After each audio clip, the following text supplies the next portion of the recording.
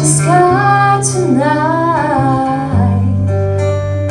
Sound of traffic's heels, but on the asphalt in the rain. Brunswick Street, all of the slippery conversations spilled out from cafe doors. Girls dance patterns with passing cars. A boy gentle with song carries flowers in the provincial hotel.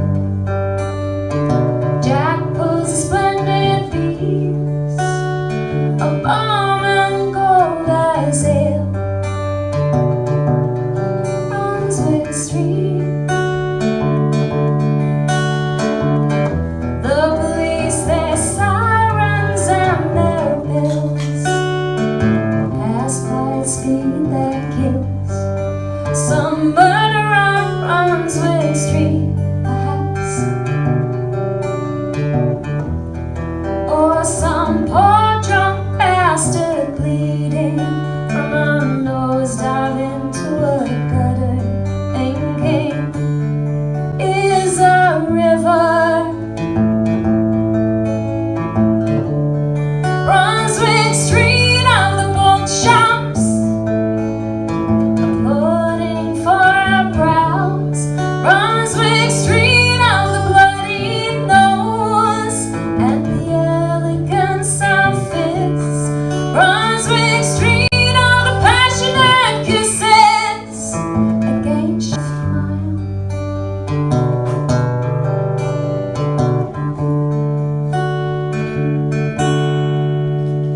Shelton Lea. Lauren and I walked into Lauren Steinberg and I walked past Sloth. It wasn't even open, but they'd had this butcher's paper in the window for months and months saying Sloth is coming, and we were all walking past going what? And so we went past one night and the butcher's paper was down and there were posters in the window and we were, ooh, is it open? And we were kind of peering through the window going, is it open? Is it not open? And then one of the owners, Steve Glacken, came out and he said, oh, did you want to check out the bar? And we said, well, is it open? And he said, not technically, not yet. Next week we open. So we can't sell you drinks, but you can come and take a look at the place. You know, I'm allowed to have beers with mates. You guys are mates, right?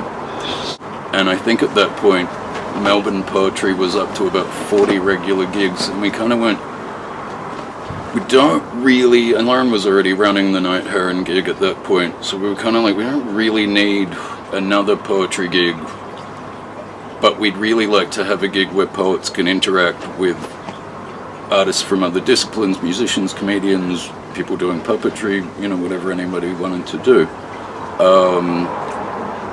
And, you know, and if we could find a way to bring filmmakers and visual artists into that, which we did with, you know, some success.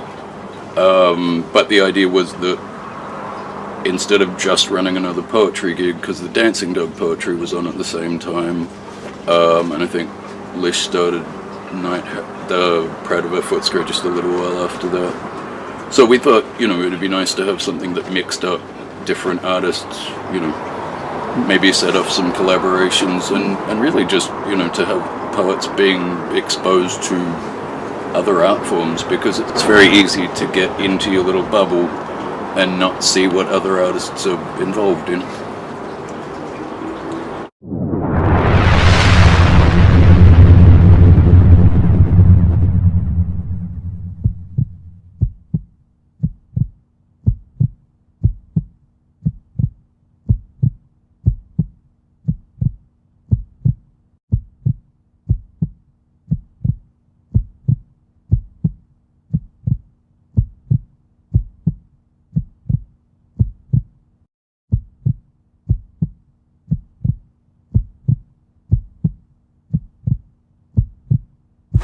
I'm talking to Libby Charlton today, one of the most loved and interesting of the Dan MCs, probably the most influential of the Melbourne poetry gigs, being the Saturday afternoon top of the week gig, and it ran for 26 years. Libby, what took you to the Dan? What got you into starting there? Well, one of the things I want to say about the Dan is that it's there totally when you need it. So I was having a hard time in life. I was looking for something to do, and I went along and did a course at adult education, and it was a creative writing. And I did it because at school I had always thought that I was pretty good at writing. So it was just a self-belief, Ken. Nobody told me this, but I totally believed it. So I went along and did this course. They did stories, all kinds of different writing, and a very small part of it was poetry. So I wrote my first poem there, and the teacher, after the course had finished, I said, well, what do I do now? You know, what's the next step? And I said, look, don't tell me that it's poetry. I said, because poetry, you know, I'm not interested in that. I wanted her to say, go and write that book or that short story or something. She said, poetry. So I thought, okay, I'll give poetry a shot. And that's when I discovered the poetry at the Dan O'Connell on a Saturday afternoon. And I went along there, and I was pretty well... I remember walking into the pub and thinking, this is going to be rubbish. This is going to be so rubbish.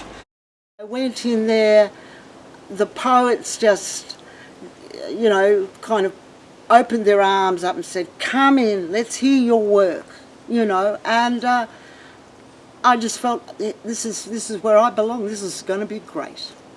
Who else were you working with at the Dan as MC and organiser? Yeah, we started off with myself, Steve Smart, Anne Bowman, Norman Jensen and Fiona Stewart. And that was really terrific, because running a gig every single Saturday for a whole year and taking pretty much no Saturday off. I mean, we got Christmas off, but we really, every Saturday the pub would give us, we were there. So to have that backup with those other people, it stops you from getting drained from the whole thing, because it's a little bit of work, you know. You have to.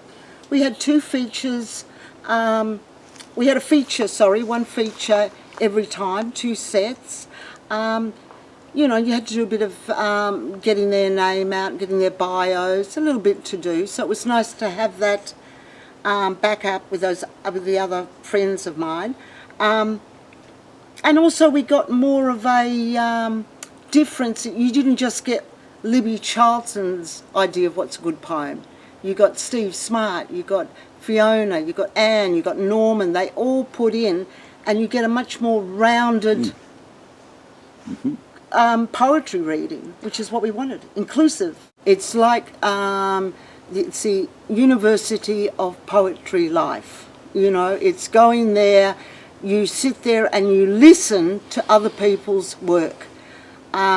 Huge, I mean, some of it you just hate, but even that is great. You know, you hear it all, and rhyming poetry, you know, poetry that is born in the country, you know.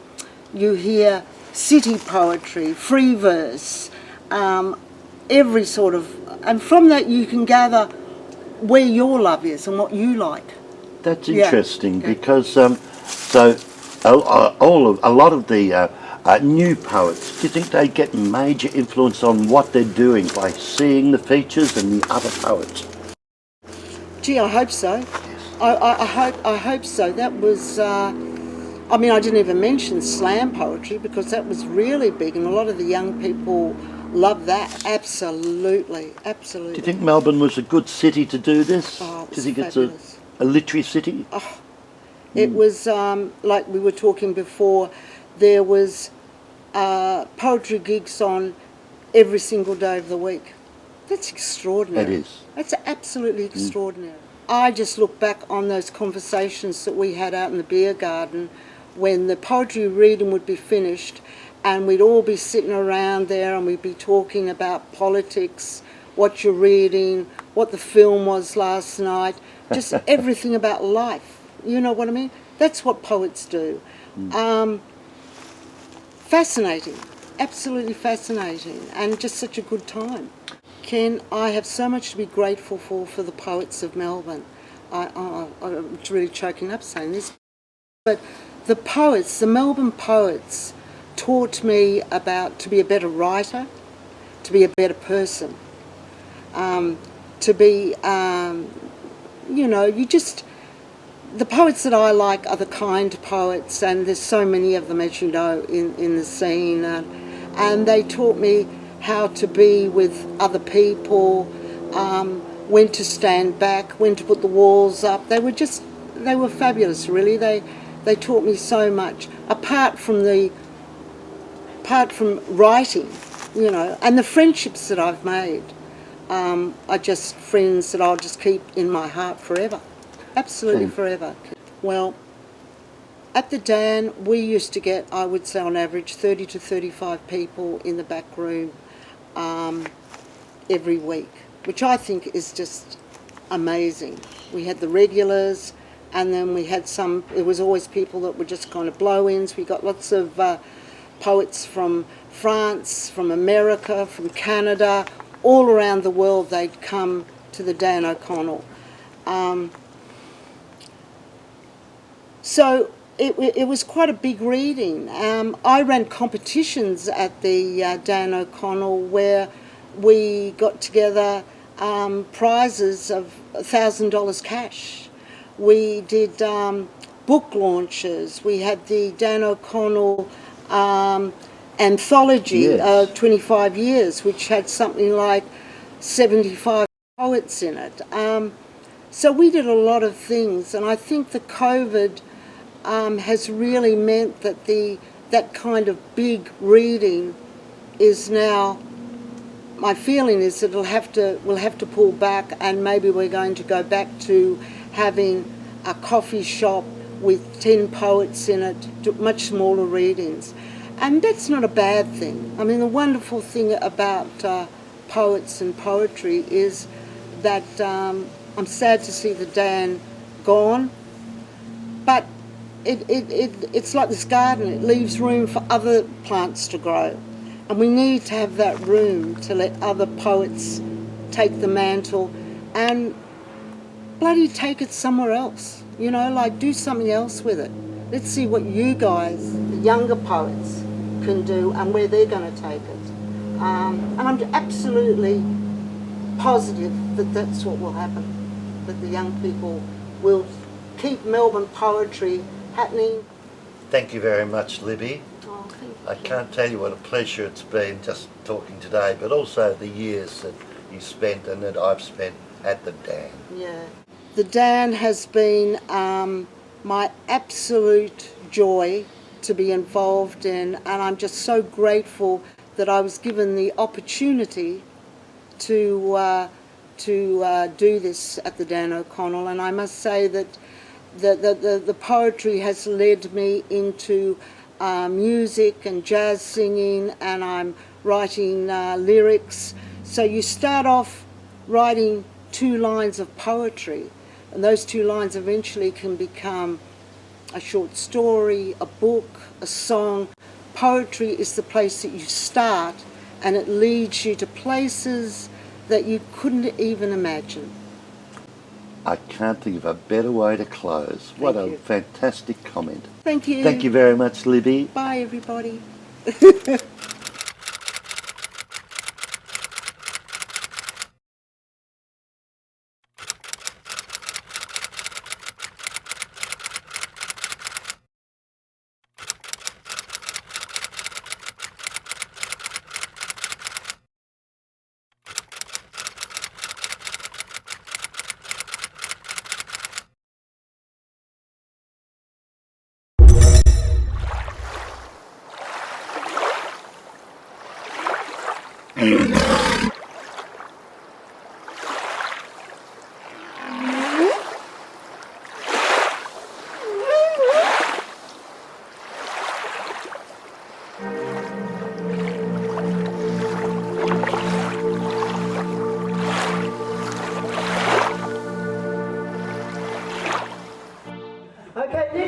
we have someone that's actually looking for a ship. If there happens to be one anywhere around, he is looking for a big ship.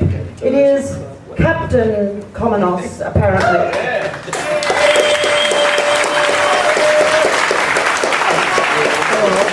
Thank you. To say that I was shit-faced. You'll be alright.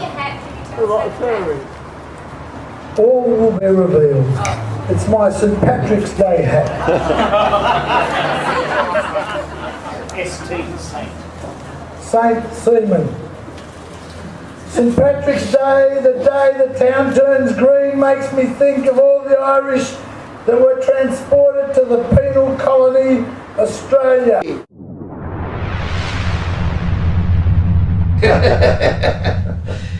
But after the noise bar, I wanted to get it back onto Sydney Road, and I waited till the next Monday night to see what the venues were like on Monday nights on Sydney Road. And my first port of call was the Brunswick Hotel, and I went in there. I sat at the bar, and there was a 4-piece band playing on a Monday night. To me, I was the only audience member, and behind me, the publican and his manager were talking, and the publican said, "How are we going to get people in here on a Monday?" And I turned around and said, "I might be able to help you there." And he said, "How?" And I said, "Poetry." What? Because back in those days, it was it was fairly it was fairly difficult to convince people to run poetry gigs, especially in pubs in Sydney Road. Even in the mid '90s, even then, in this would have been 2007. So the pub culture was still very much alive in Brunswick, and as pubs started closing in rapid succession, that's when spoken word events started coming up, and so we were their busiest night for quite some time. Okay. And so Passionate Tongues lasted there for. We both started together in the scene, and he was hosting gigs around about the same time I was, but he's the one that actually showed me, just be yourself. You don't have to be the big showman or anything like that. You just get up there and you just show your appreciation, just like everyone else, while you're being the host. When I say that Steve and I started together in the scene, we started doing open mic spots around about the same time, but the big difference was Steve was already a poet. I was the newcomer who said, "Oh, I'm going to give this stuff a try." So yeah, I was before going to poetry gigs, I'd never even written a poem. But since Just over 11 years, I think, and then March 2018. And how did you pay the features? Was it off the door, or did the publican stump up? It's always been through a raffle.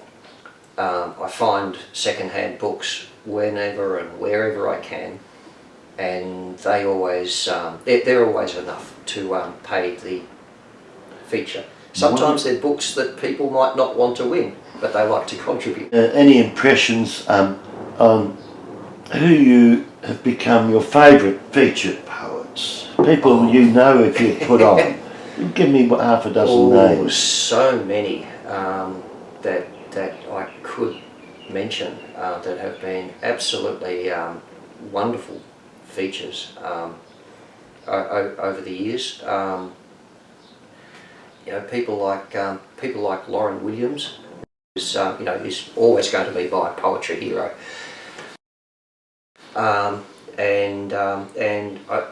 Great overseas poets as well.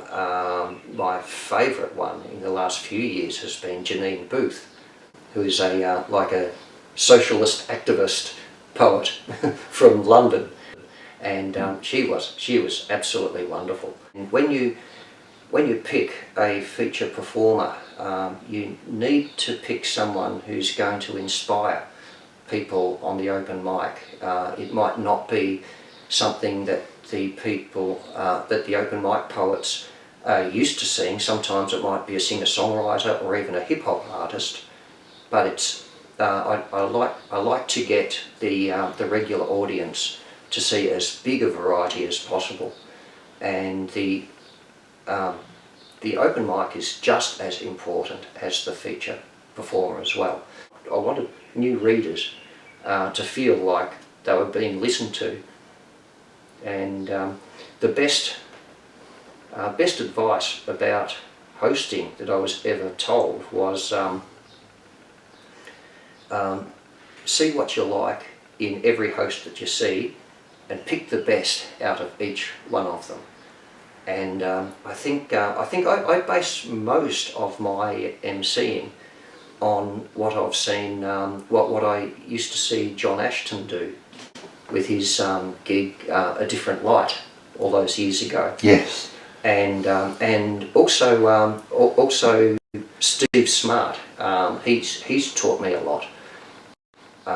We both started together in the scene, and he was hosting gigs around about the same time Yes. I was, but he's the one that actually showed me, just be yourself. You don't have to be the big showman or anything like that. You just get up there and you just show your appreciation, just like everyone else, while you've been the host.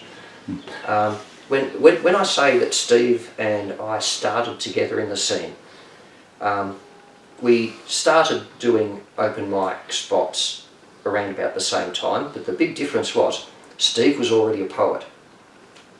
I was the newcomer who said, "Oh, I'm going to give this stuff a try." So yeah, I was before going to poetry gigs, I'd never even written a poem.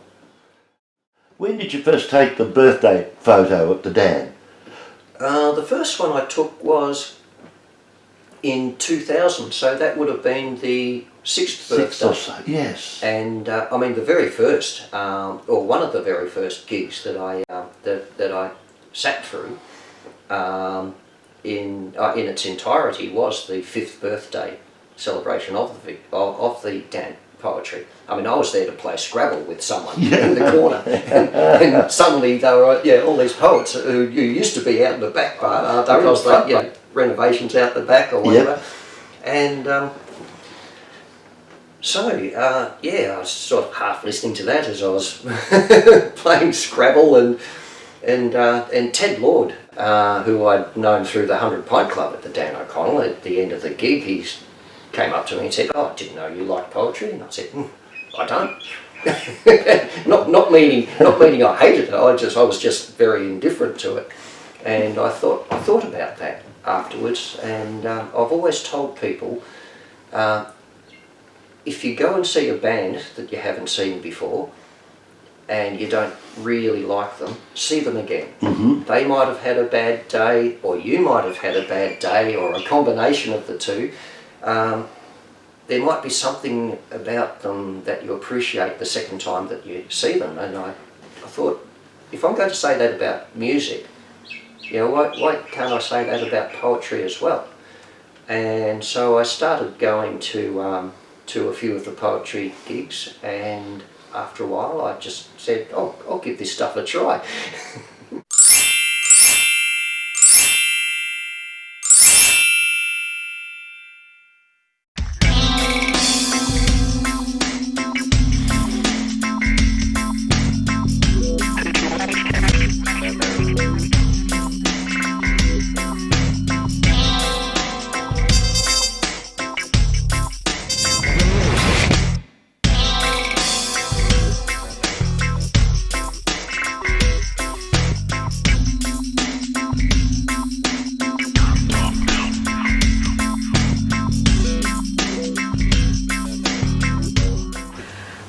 Nice to be at 3CR, and I'm going to be reading a poem from my new book, The Days Pass Without Name.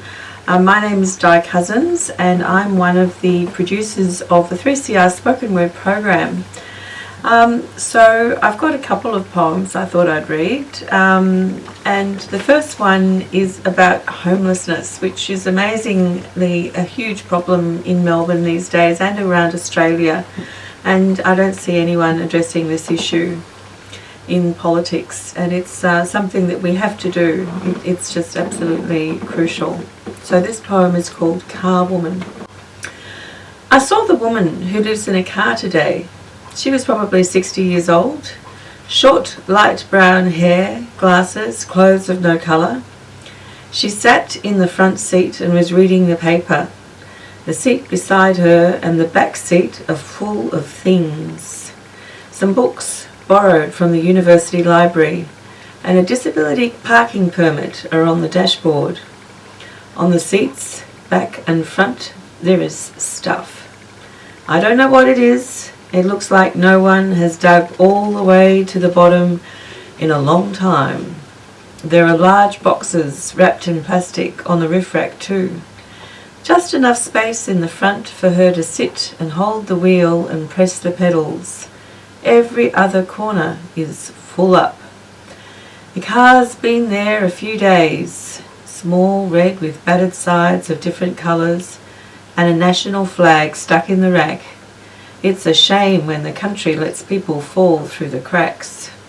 One day I guess she'll be found, still in the front seat but no longer breathing, and the rest of us will look at the car and say, just why were you waving that flag? That was the voice of Di Cousins, one of my co-presenters of 3CR Spoken Word. I am Santo Katsati and I co-founded this program almost 10 years ago with the late Rhonda Jankovic, and we are currently making this program in the presence of Ken Smeaton, who has for many years been producing a video archive of us grassroots poets here in Melbourne. And he's actually, you can't see this on air of course, listening to us on air, but he's actually videoing us making this recording. And I'd actually like to ask Ken to read a poem of his. Well, good morning, Di, Santo. It's wonderful to be in 3CR. I mean, 40 years ago, I was here running a program with a woman called Kate Ahern, called Writers Radio. And yes, it was just a wonderful part of the early days of the poetry scene. And 3CR was such a supporter of all of us underground or marginalised artists. So it's wonderful to be back. And I'd like to introduce my old buddy Ken Smeaton to read another poem. Now Ken Smeaton's been a part of the Melbourne poetry scene for the last 40 years and he's still a very active contributor, still writing new work. And one of the ways that Ken has been contributing more recently has been through a website called Real Poetry Movies, which is on YouTube, and you can find it if you Google Kenneth Graham Smeaton YouTube. And in this website he's actually recording on film all of the poets in Melbourne in live performance. So it's a really special archive of a huge range of poets who are around Melbourne, and very valuable resource. So Ken, you're going to read us another poem. Okay. Yes, thank you, Di. It has been a terrific thing to be able to carry on with the films, and they're short, 5 to 10 minutes, and I always use the text of the poem, of the poet's text. And I hope that in the future they'll see what a great contribution the poets, the unpaid art form, the unregarded art form, has made to our great culture. Anyway, this is a little poem about the seasons, probably influenced by Vivaldi one night. Fellow travellers, young spring, oh so welcome, first-born spring spreads her kisses, warmer, longer days caress each shorter night, straining leaf to bud to the sun's wishes, raining delight on Mother Nature's birthright. The hot seductress. Seducer summer lends her green shade, ripens the flesh, the fruit, the seed and beer, done making hay, lovers splash and play, naked laughter closes each glorious day. Aunt Autumn. Middle-aged autumn, a glorious sight, briefly, invites passion, shedding pretension to fecundity. Autumn dictates fashions, dine her now, no delay, her colours will soon enough fade and dry away. The cold bloke. Old man winter determined to keep us cold, the log fire burning, bed cover double fold, stoked the coals, born the child, kept the snowman at the gate, to be warm all in vain, the cold bloke stays long too late. What a beauty. Yeah, lovely, nice Wow. Oh, I love old-fashioned models and allegory. Yeah. Yeah.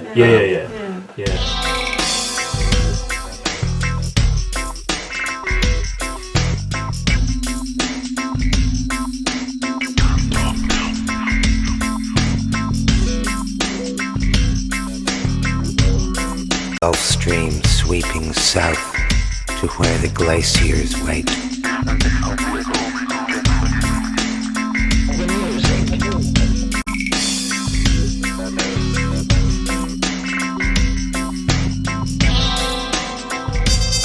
I am a city-bound train racing brakeless through unlit tunnels, my reflections blurred and dirty.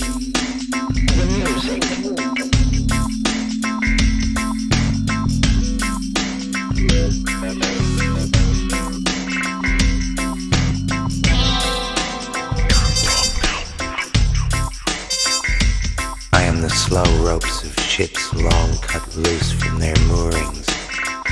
I am every light burning in the house where no one lives.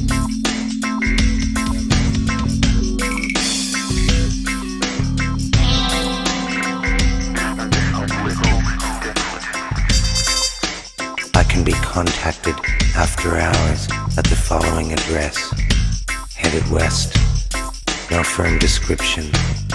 Whereabouts unknown.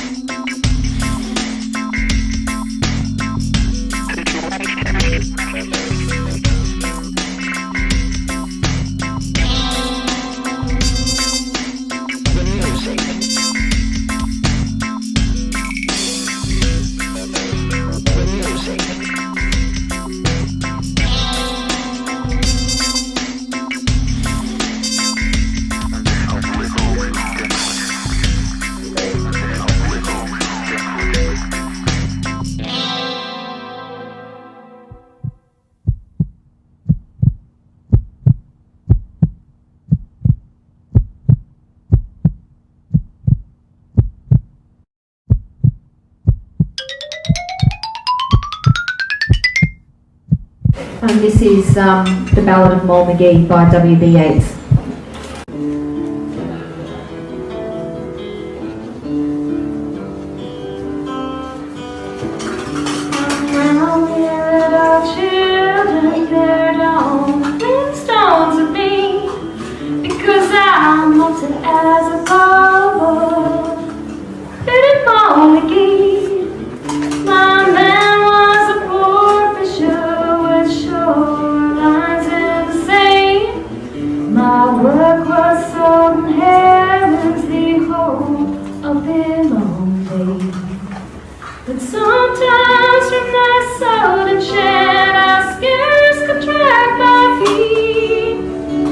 Under the blessed moonlight,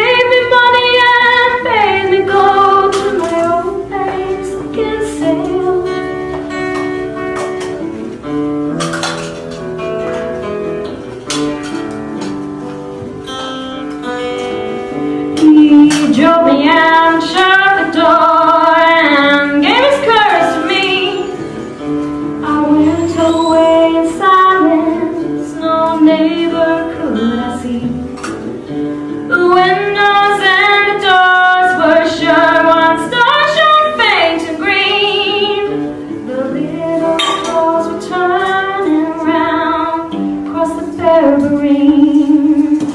I went away in silence beyond all gardens fine.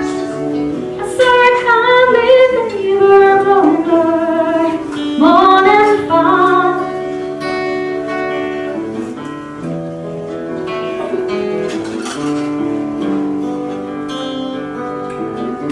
She drew from me my story and my money's all used up. I'm still with pity and scorn, and now she gave me fighting some. She said my man will surely come and fetch me home again. But always I'm moving around with that tussle within. And what I thanked her for going to the well. I'm thinking of my baby and thinking to myself.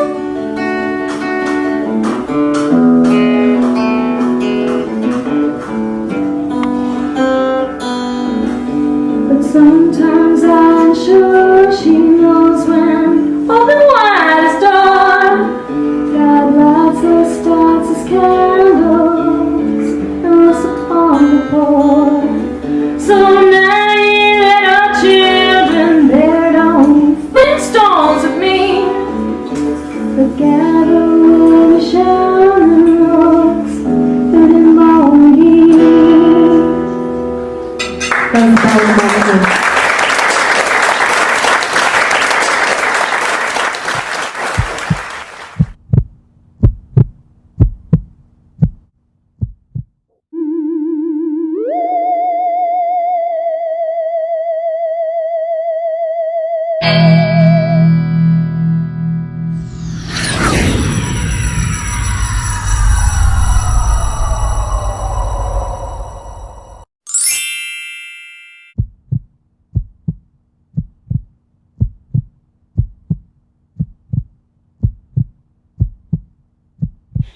Unreal.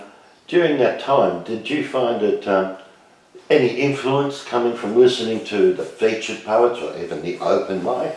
Absolutely. Seeing some of the older, more established literary crowd who were genuine literary giants, you know, award winners and Order Australia medal winners, who would still say yes to a gig and would still come and slum it in a pub somewhere for whatever they could scrounge because they still believed in the art form, they still loved the art form. You know, I saw some of the best poets Australia's produced just up on the same dingy stage as, you know, newcomers who'd never won a thing, seen a thing, or were still learning, you know, still finding their feet. And it was amazing to see them. And then that also sort of encouraged me to consider it a serious art form and not just a hobby. This was something that was very much still a viable, vibrant art form, and with determination and hard work, you could become truly admired as a writer, or you could just do it for shits and giggles like I do. You know, everyone's got a role to play in the art form, which is what it's all really about, is the love of the art form. The features sometimes would often go and approach the young and emerging during the break or after the open mic and go, I quite liked you. And that's definitely what happened to me, was, you know, reading on the open mic, not knowing what I was doing. And I think Ian McBride was the first one to come up to me after an open mic reading and tell me that he liked one of my lines, which was manna from heaven. I mean, that's life-changing as far as an artist. When somebody who you admire and appreciate as a writer tells you that what you've done is worthy of their praise. And I have seen it happen for other writers who seem skittish, you know, on the open mic and don't know if they belong there, and they look like a frightened horse on a frozen lake just standing. And then another poet that they think is good has come up to them during the break and said, keep going, you're doing well, I liked that line, I thought that was good, and so on and so forth. And you see their confidence grow, and maybe they try something else. John Garrett, who obviously was the one who I co-hosted the Spinning Room with, was the first one to come up to me and say that he said, I can see that you've got poetry in you, but, you know, tell me something, be honest, expose something, don't faff around. And I went home and wrote a poem about the night my father died, and then went back the next week and read it, and he went, that's what I was talking about. With this being, just do a few dates, that's about 2004 to about 2011. For me, yeah, they'd been going for a few years before that, it and then I was there for those years. I'm fairly certain we wrapped up at the end of 2011. And after that? After that, I took some time off. I went travelling, as I love to travel, and so I went and travelled around with my guitar and travelled around Europe and North America for a while. And then I missed it. I really missed the community, and I missed the scene, and I missed being on stage. My partner and anybody who knows me will attest to the fact that I really enjoy my time on stage.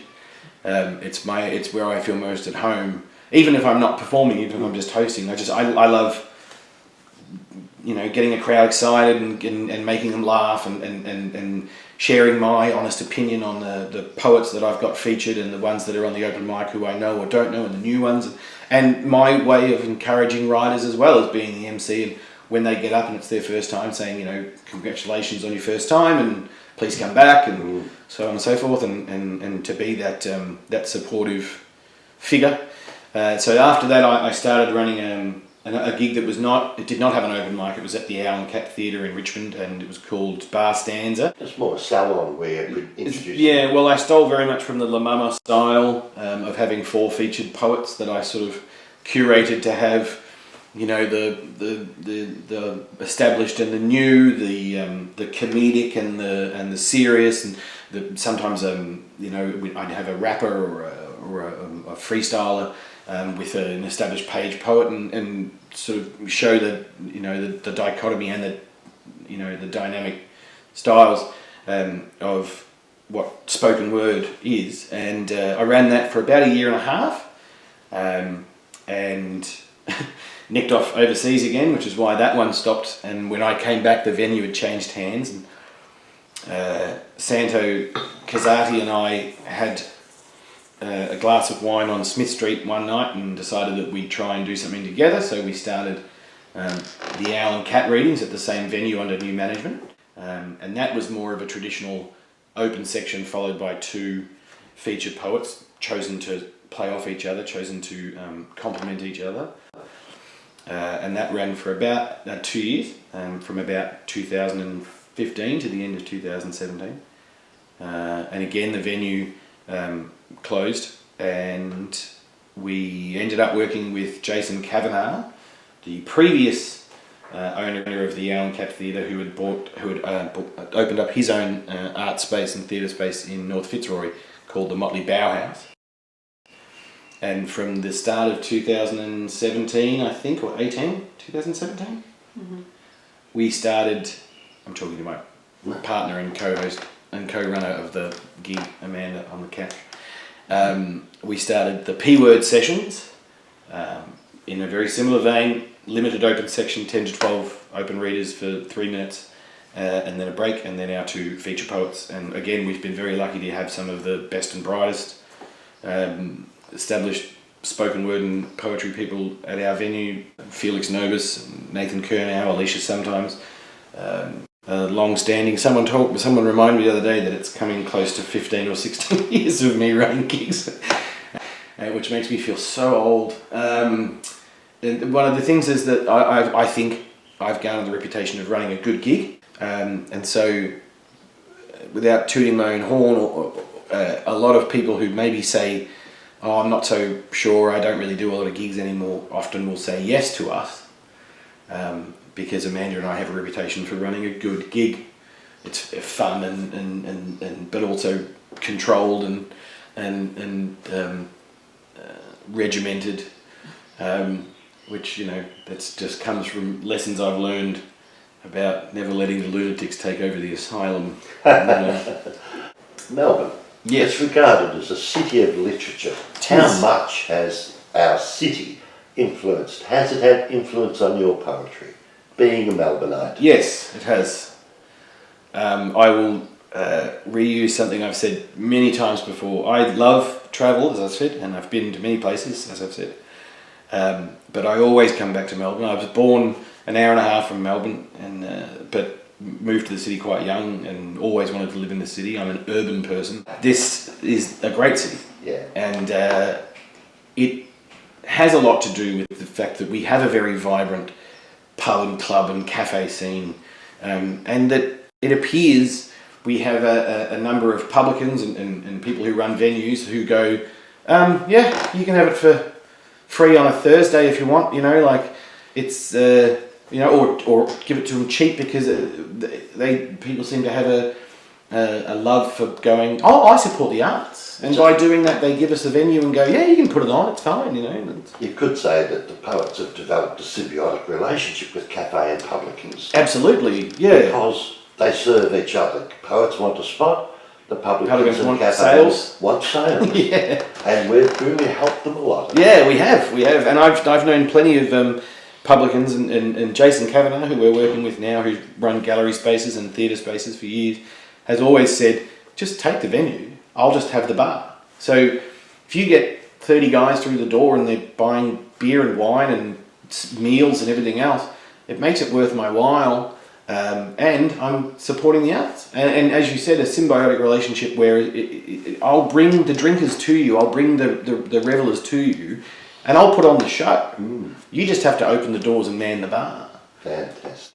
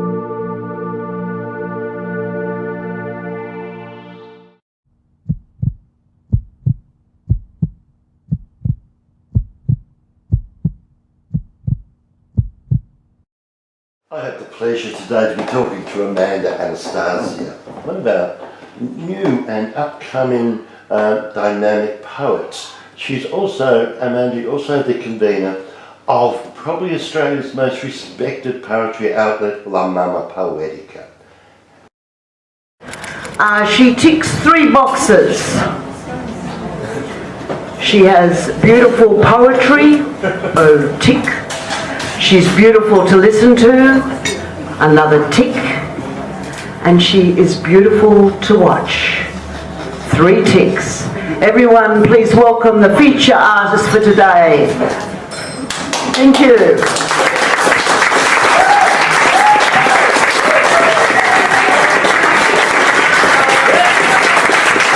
Amanda Anastasia.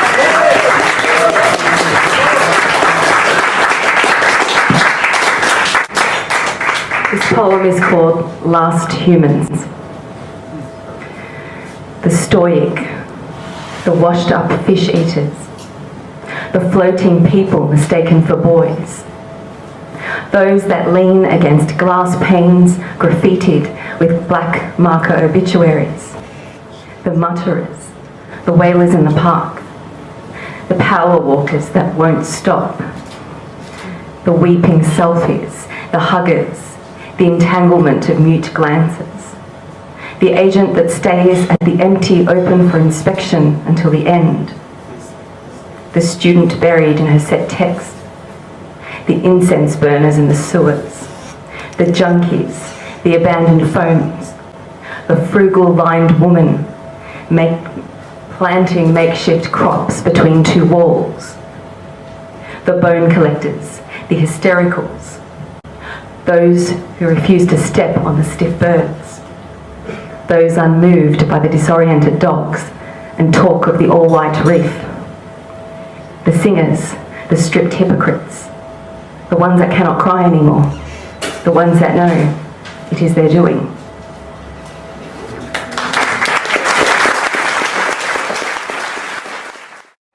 How did you get into the Melbourne, or the Australian rather, poetry community? Well, I sort of found the scene around the end of 2009, 2010. So I would go to a gig here and there. At the time, I was a piano teacher, so most of the afternoon and evenings I couldn't go to gigs, so I would go to one here and there. I'd perform on the open mic, they'd see me and hear me, and then they would see me again for another month or so. And then gradually I started coming a lot more. So I think the first one I went to was Westward, which is closer to where I live, which is not running anymore, unfortunately. Who was running that? At the time it was Lynn Dale and Pauline Brooks, I think. Pauline Brooks, yeah. Then it was taken over by others.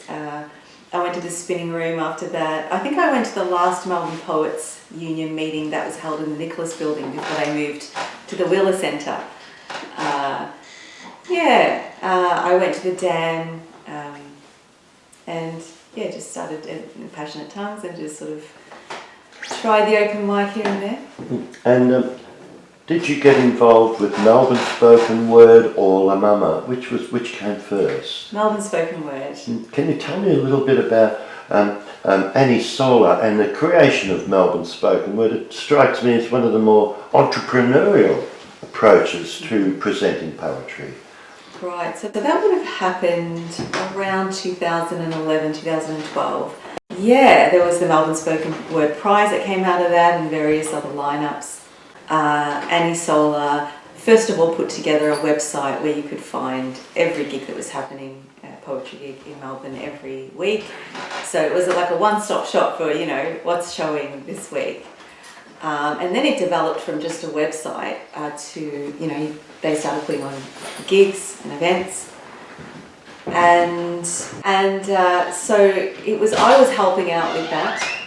So I was probably the first person on the committee, the Melbourne Spoken Word Committee, which eventually grew. And then eventually there was the Melbourne Spoken Word Poetry Festival, which ran for the past few years. It stopped for COVID, but it seemed to grow and, Do you know when the Melbourne Spoken Word Festival kicked off? Do you know what year that might have been, or roundabouts? I think it was 2018. It was very recent. The Melbourne Spoken Word Prize began in around 2015, I would say. But then the actual festival, we only had about 2 of them. I think we had, in the first lockdown, we had what was called the Melbourne Spoken Word Gala. We had an online festival, an online event. But everything kind of stopped event-wise during COVID-19 lockdown.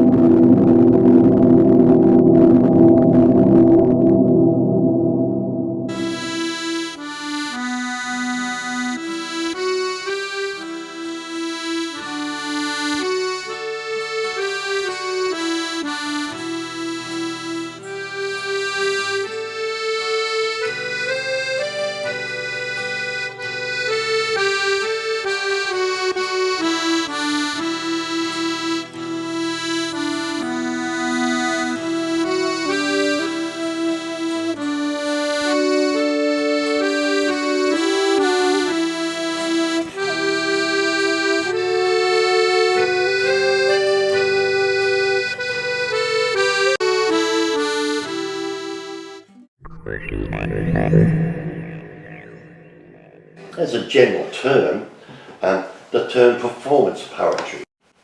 Do you think that term is still relevant? And if you do, what's the future for it? There's always going to be a difference between a performative poem and a short story.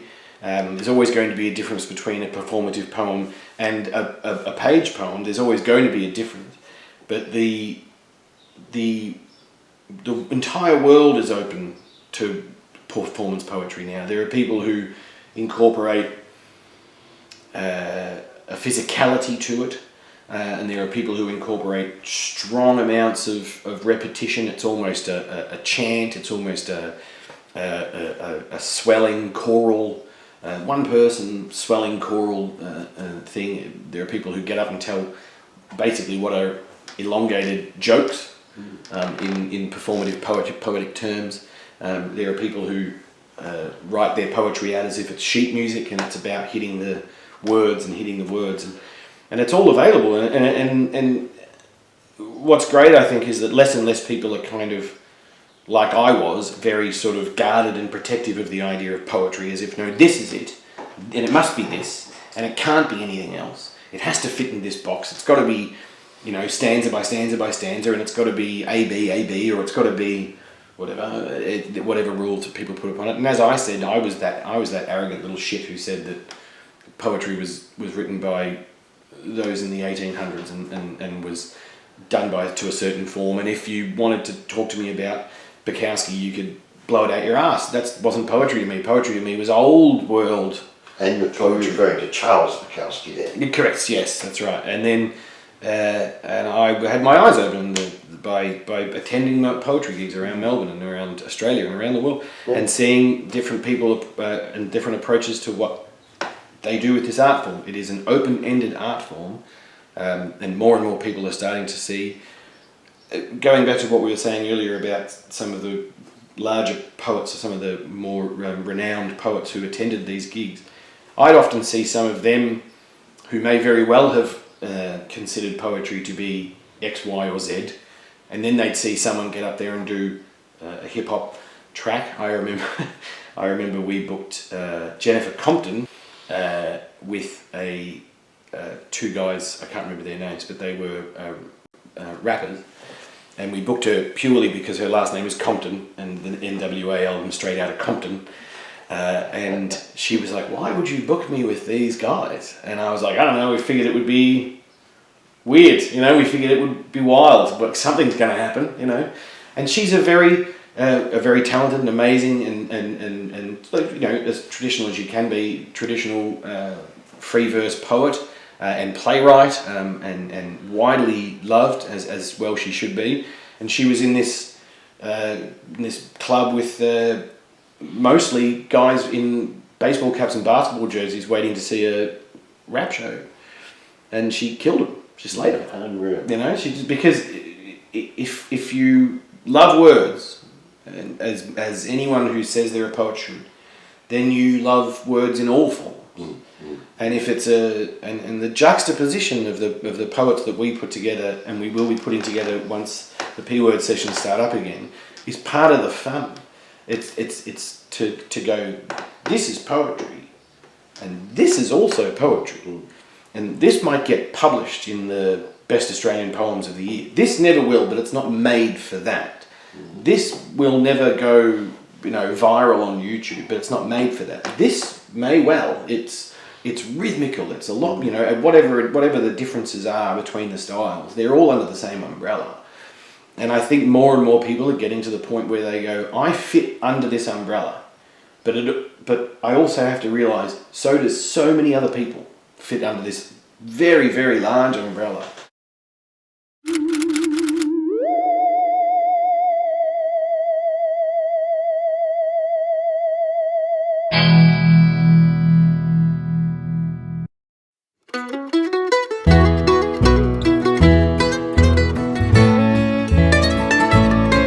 Happy birthday to me, happy birthday to me. There's no one else here singing, no presents they'll be bringing, no party in my lonely room, so I sing myself this crazy tune. Happy birthday to me. H is for the happiness I felt when I met you. A is for the alcohol I'm drinking now we're through. P is for perhaps you'll come back, and P